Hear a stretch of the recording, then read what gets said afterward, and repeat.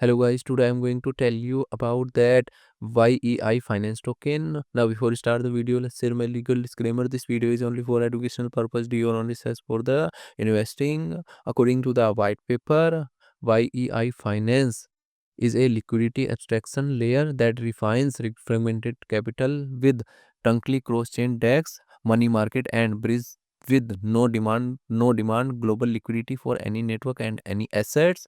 The newly developed architecture provides higher yield, lend plus swap fees plus bridge for liquidity providers and near instant bridging liquidity for cross network users. Yei Finance token total supply is 1 billion and circulating supply is around 129.1 million CLO token. CLO token is listed on Binance Alpha, MEXC, KuCoin and other exchanges.